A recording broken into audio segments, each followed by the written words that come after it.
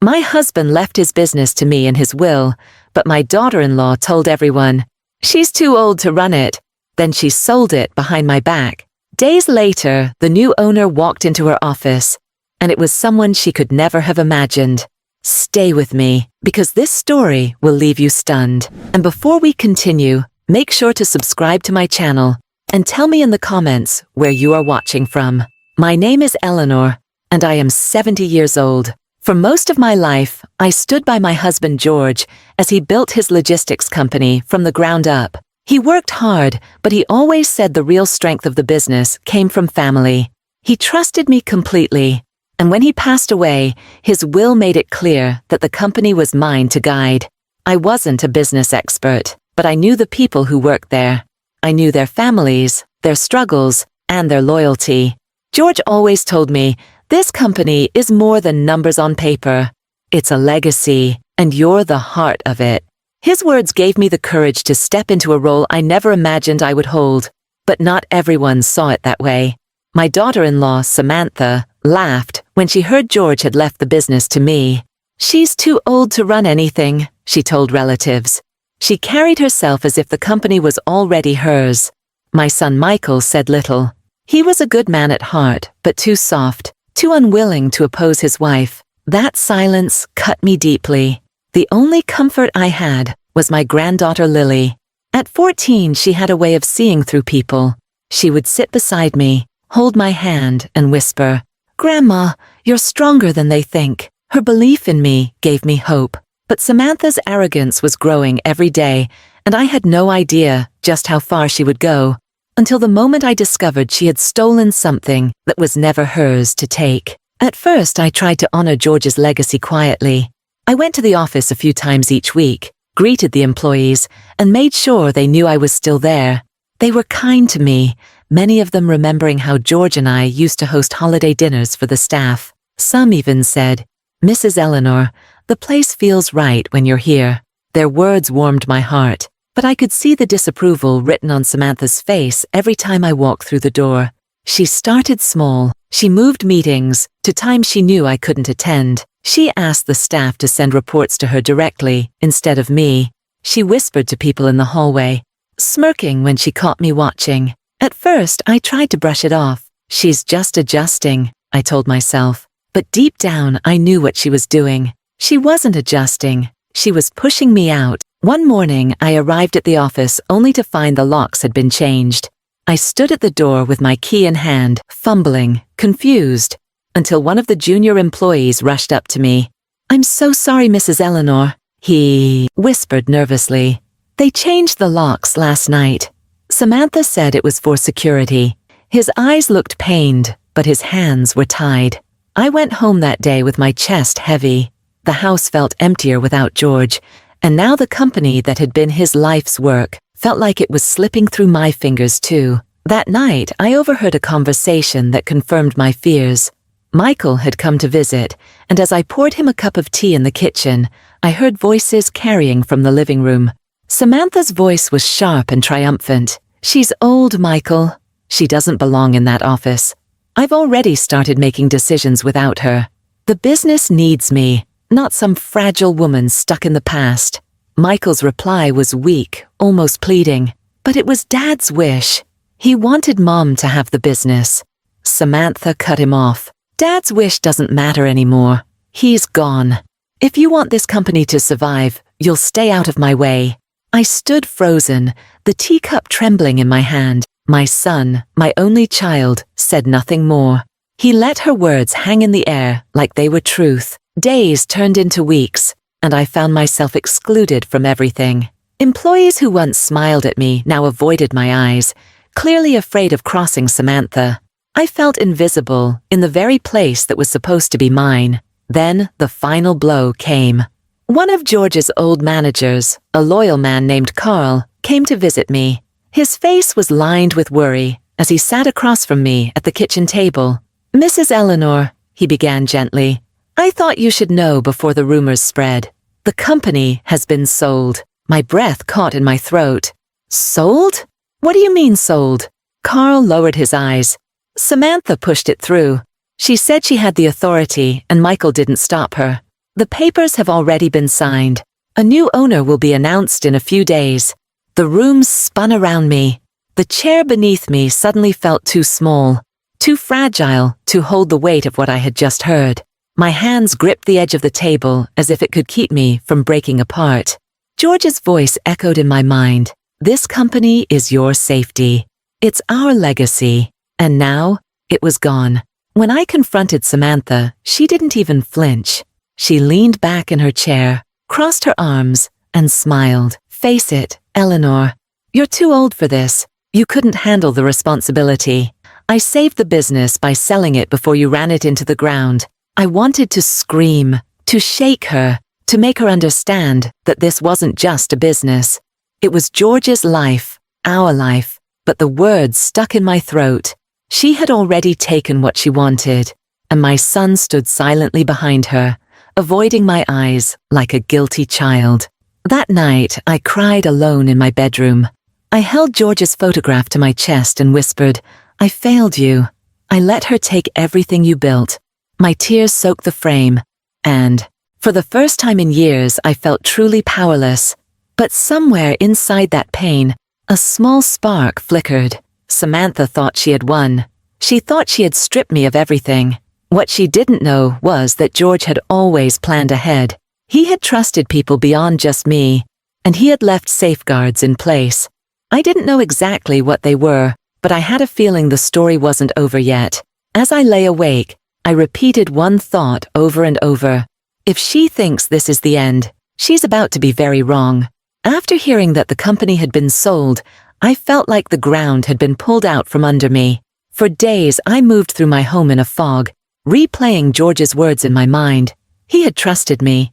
He had left the business in my hands. And now Samantha had stolen it, mocking me in the process, convinced she had won. I wanted to give up, but then I remembered something George often said. Eleanor, you may bend, but you never break. Those words echoed louder than Samantha's cruelty, and slowly a new thought began to form. Maybe this wasn't over. One evening, as I sat at my desk, I pulled out an old wooden box that George had kept in the study. Inside were letters, contracts, and notes he had collected over the years. My hands shook as I sifted through the papers, searching for anything that might explain what protections he had left in place. And then I found it. A yellowed copy of the company's founding charter. George's handwriting in the margins caught my eye. He had scribbled a note years ago. Trust in Robert. He'll know what to do if anything goes wrong. Robert was George's closest friend and longtime business partner. They had started the company together before George bought him out, though they remained as close as brothers. I hadn't spoken to him in months, but my heart leapt when I saw his name. If George had trusted Robert, then so could I. The next morning, I called him. His voice was warm but tinged with sadness when I explained what had happened. Eleanor, he said firmly, George told me this might happen one day. He didn't trust Samantha, and he worried Michael would stay silent. That's why he set up a protective trust. You're still the true authority here.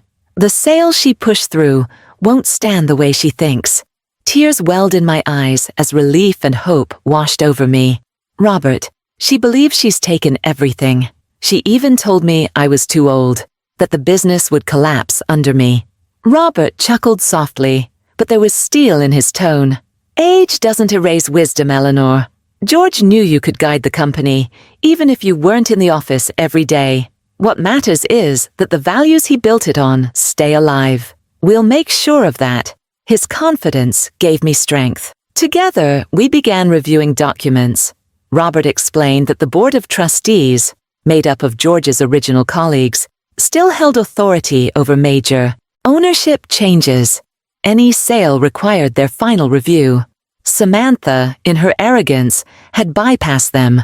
Assuming her word was enough, she didn't realize that George had written safeguards into the foundation of the company.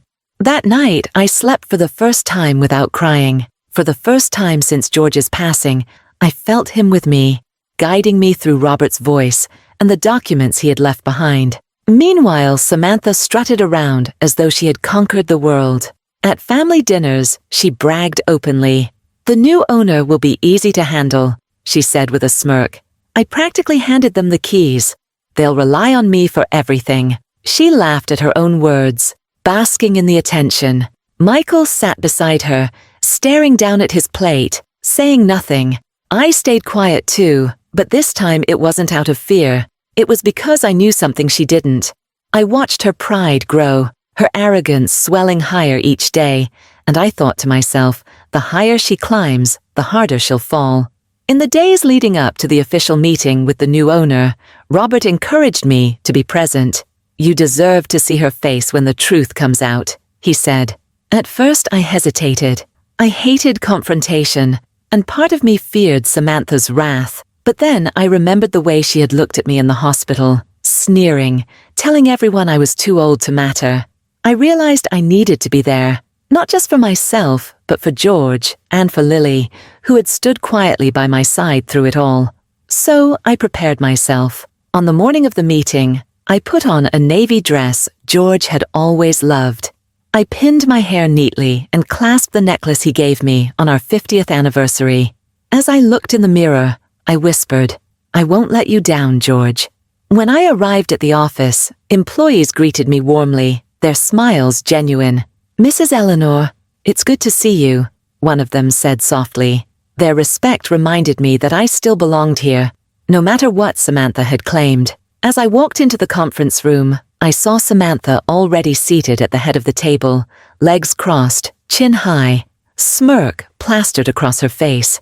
She looked at me with narrowed eyes. What are you doing here? She asked coldly. I met her gaze steadily. I have as much right to be here as anyone. More, actually? She scoffed. Please, you won't even understand what's going on when the new owner arrives. Just stay out of the way. I didn't reply. I didn't need to, because deep inside, I knew her arrogance was about to collapse.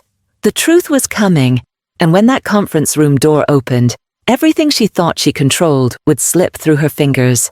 The conference room was filled with a heavy silence as we waited for the new owner to arrive.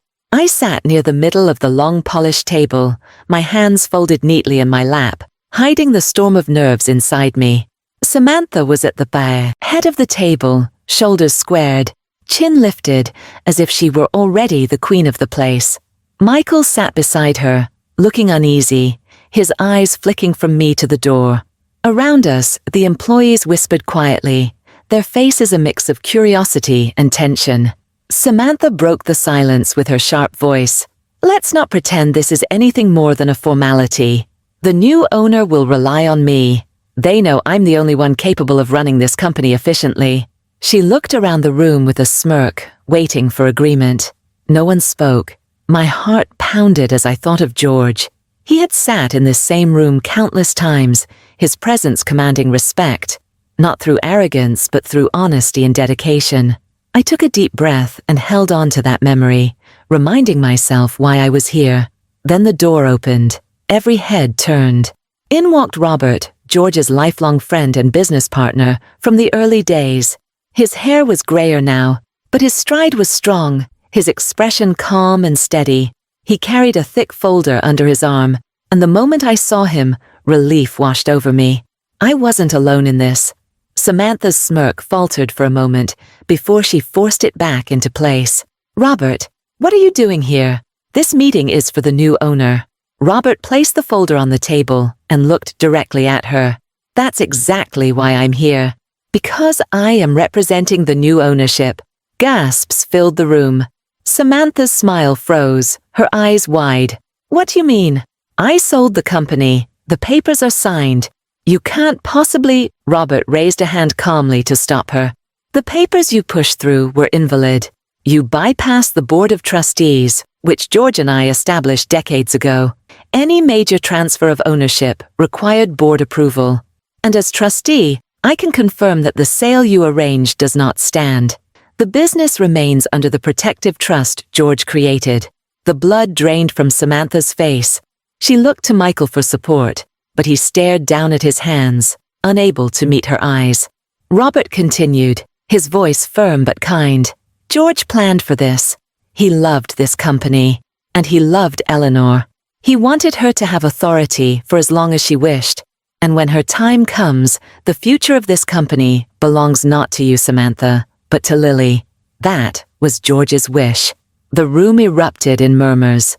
Employees exchanged looks of shock and relief. Some even smiled, nodding in approval. I sat frozen for a moment, tears welling in my eyes. My husband's foresight had protected me, protected our legacy, and shielded me from Samantha's betrayal. I whispered softly to myself, "Thank you, George." Samantha slammed her hand on the table. "This is ridiculous. I worked hard to make that sale happen. I had every right." Robert shook his head. "No, you didn't. You never had the right. The company was never yours to sell. Your arrogance blinded you. And now the truth is plain for everyone to see." Samantha's voice grew shrill. "This isn't fair. I deserve control. She's too old to lead anything." That was when I finally spoke. My voice was calm but strong. "Samantha, age doesn't make me powerless. Experience makes me wise. Love makes me strong. And George's trust in me makes me the rightful head of this company. You tried to erase me, but in the end, you erased your own credibility." The employees around the table clapped quietly, their respect flowing toward me. Samantha's face turned crimson. She stood abruptly, her chair scraping loudly against the floor, and stormed out of the room. The sound of the door slamming echoed like thunder, but instead of fear, I felt peace. Michael remained seated, his eyes filled with guilt. He finally whispered, "Mom, I'm sorry. I should have stopped her. I should have defended you." His words trembled with shame. I placed my hand gently on his arm. "You let her speak for you, and that hurt me deeply. But now you see the truth. Don't let silence be your choice again." He nodded, his shoulders slumping as tears filled his eyes. Robert closed the meeting with a steady voice. "This company will continue with the values George built it on. Eleanor will remain as the guiding figure, and Lily will inherit one day. That is the legacy George wanted." The employees broke into applause, louder this time. Their faces shone with hope. For the first time in months, I felt like the company was alive again, filled with the same spirit George had poured into it. As I left the conference room, the sunlight streaming through the office windows seemed brighter. My heart felt lighter. The battle was over, and the truth had prevailed. George had kept his promise, even from beyond the grave. The greatest victory wasn't just that Samantha had been exposed, it was that love, trust, and foresight had triumphed over arrogance and betrayal. After that day in the conference room, everything felt different. The weight I had carried for weeks, the fear, the humiliation, the sense of being erased, was finally gone. For the first time since George's passing, I felt him close again, as though his voice was guiding me. "I told you, Eleanor. I made sure you'd never stand alone." When I walked back into the company the following morning, the atmosphere was unlike anything I had experienced in months. Employees greeted me with genuine warmth, shaking my hand, some even hugging me. "Mrs. Eleanor, it feels right to see you here," one woman said with tears in her eyes. Their respect wasn't just for me, it was for George's memory and the values he had instilled in this place. Samantha, of course, did not show her face. After storming out of the meeting, she avoided me completely. She stopped coming to the office, and when I saw her at family gatherings, her words were clipped and cold. The arrogance that once defined her had crumbled. She looked smaller somehow, as though losing her grip on the company had taken away the very thing she used to fuel her pride. Michael, on the other hand, began to change. He visited me more often, sometimes just to sit in the living room with me in silence. One evening, he broke down in tears. "Mom, I've been weak," he admitted, his voice shaking. "I let her speak for me when I should have spoken for you. I let her disrespect Dad's legacy, and I let her hurt you. I don't know how to make it right." I reached over, placing my hand on his. "Michael, you are my son. I won't stop loving you, but you must understand something important. Silence can be as damaging as cruelty. Next time, use your voice. Defend what matters." He nodded, tears streaming down his cheeks, and I saw a glimmer of the boy I had raised. the boy who once promised to always protect his family. The brightest part of this whole ordeal was Lily. She hugged me so tightly after school one day that I could hardly breathe. "Grandma, you showed everyone how strong you are," she said proudly. "You're not too old. You're the bravest person I know." Her words filled my heart with more joy than any victory ever could. I told her the truth. "Lily, one day this company will be yours. But it's not the business itself that matters. It's the values behind it.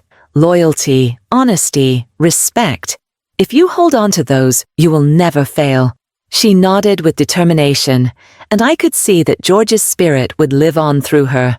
Over the next few weeks, I worked with Robert and the board to stabilize the company. I didn't pretend to be a corporate genius, but I didn't have to be. My role wasn't to handle every detail. It was to guide, to ensure George's vision remained intact, and to show the employees that this company still had a heart. Decisions were made fairly, people were treated with dignity, and slowly the shadow Samantha had cast over the place faded. In my personal life, I found peace again. I no longer dreaded dinners with the family. Even though Samantha avoided me, I didn't feel the need to fight her anymore. She had already exposed herself. Her pride had led to her downfall, and her silence now was her own punishment. Sometimes at night, I sit in my study, the same place where George once sat writing notes and planning for the future. I look at the framed photograph of him on the wall and whisper, "We did it, George. We protected what mattered." I feel him there, smiling with that quiet pride he always carried. The lesson I carry from all of this is simple but powerful. People may try to dismiss you, to silence you, to erase you. They may call you too old, too weak, or too outdated. But wisdom, loyalty, and foresight are stronger than arrogance. George's love and planning proved that, and my resilience proved that I was not someone to be brushed aside. This experience also taught me something about family. Love does not mean silence. Love requires courage. The courage to defend one another, even when it's uncomfortable. Michael had to learn that, and I hope he never forgets it. Most of all, I realized that age does not define strength. Strength comes from standing for what is right, even when others doubt you. Strength comes from holding on to love and legacy, even when someone tries to steal them away. And now, as I sit in the company George built, watching Lily study at the corner desk and hearing the employees laugh in the hallways again, I know we have preserved something far greater than a business. We have preserved a family story, a legacy built on love, and a future that Samantha can never touch. So if you stayed with me through this story, I want to thank you. Please subscribe to my channel and tell me in the comments where you are watching from. I'd love to hear your thoughts and stories too.